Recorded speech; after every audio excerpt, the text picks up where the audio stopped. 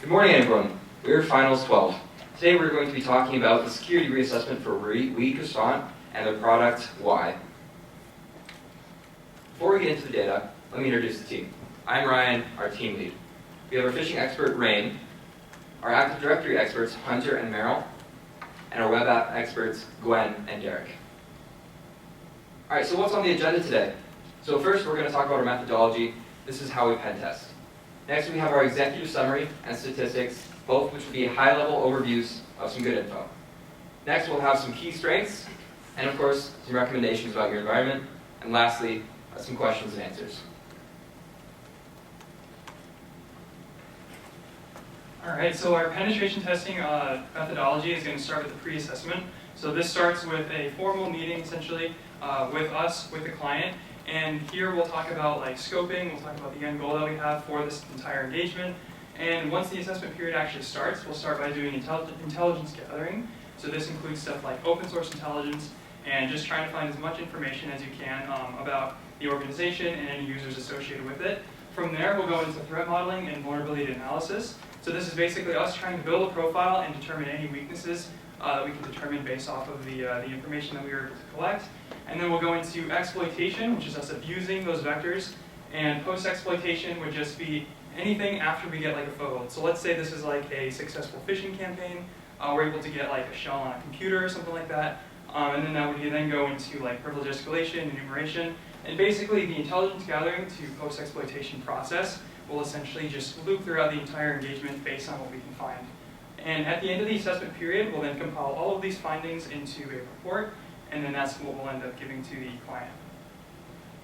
So our executive summary for this, because this is a retest, we were able to compare the vulnerabilities that we were able to find from the first engagement to this one, and we noticed that 58% of the vulnerabilities that we found in total remained unpatched. And this time around, we did find 36 total vulnerabilities, and just to kind of put this into perspective, all of the things that we were able to abuse and exploit would impact roughly 2,000 people associated with the organization. So now we're getting to the assessment scope, and the scope is what was predefined in the contract with the client in the pre-assessment phase. So this goes over what exactly we're going to be testing during our assessment and what we are going to not touch. So for this assessment, we focused on testing the production network, which is on the 10.0.1.0 subnet, as well as the development network, which is the 10.0.2.0 subnet. Both of these are internal networks. We also tested some on the Scale AI platform, which is external, and that had several large language models, which we were additionally testing. Our team was very careful to stay in scope during this assessment and to establish communication with the monitoring team and also with the IT team to make sure that we stay on track and to give you guys the best possible testing experience. So to go a little bit more in scope on the, deeper into the assessment scope, we have diagrams of the production network and also of the development network. On the left-hand side, we have the production network, and the right-hand side is the development network. You can see here the main important thing of these hosts is the YY.chat website, as well as the YY.chat admin page and the API page. So our team managed to compromise 8 of these hosts, and we were able to go all the way up to domain administrator privileges, meaning that we could access passwords for all of the other users in the environment. And whenever we got a foothold, we were able to pivot and move throughout the domain and exploit more machines. Additionally, it's not shown here, but we were also able to exploit all of the LLMs on the Scale AI platform.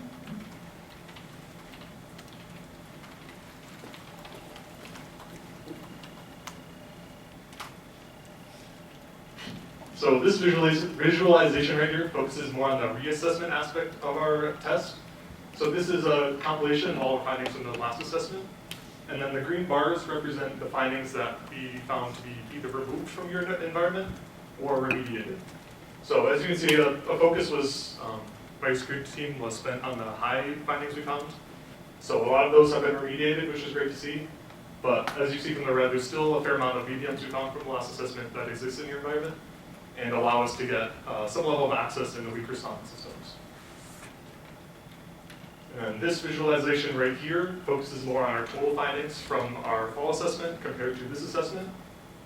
So we had a 50% increase, so 24 findings compared to our 36 from this assessment. And we also found some criticals this time around, as well as a lot more highs. mainly due to the added software found in your environment, as well as a lot more development and functionality that has been added to the social media platform Oui, which we have been able to abuse and take advantage of with our user permissions.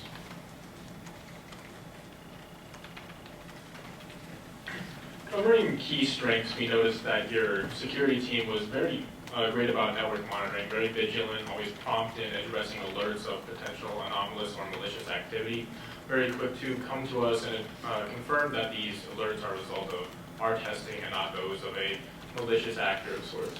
We also noticed that 42% of the vulnerabilities were fixed from last assessment, and most of these vulnerabilities were those resulting from outdated software. So your team has been hard at work updating all the software within your network, which is really great to see. As for short-term goals, we'd like to see the rest of the hosts updated. While almost all the hosts in the network were updated to the latest version, there were one or two hosts and services that were left out of date, leaving them vulnerable. So bringing those up to date with the rest of the domain would cover all your bases with security holes related to outdated software. We'd also love to see stronger password policies.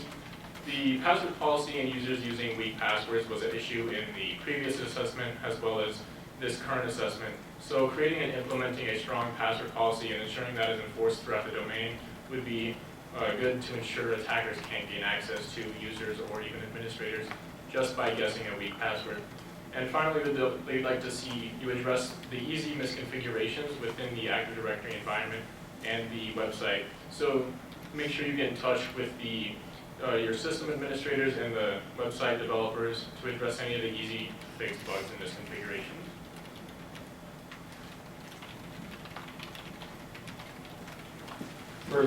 For long-term recommendations, we recommend to continue to do security audits and penetration testing to ensure that you have a good security posture.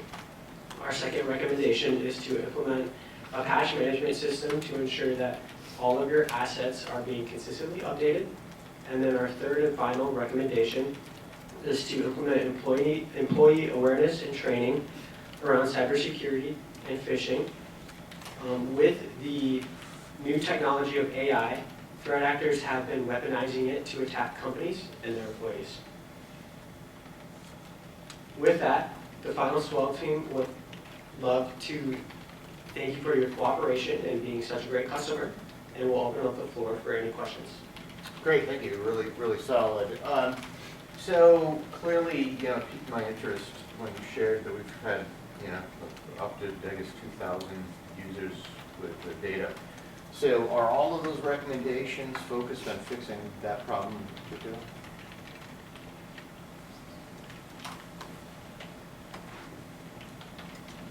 There's a lot of bug findings that focused on that specific issue related to leaking data of your users from the social media platform Oui. So there's a lot of findings that focus especially on that. Okay, so my team's been encouraging me to really get behind deploying a zero trust model here. Do you think that's consistent with the recommendations that you've seen?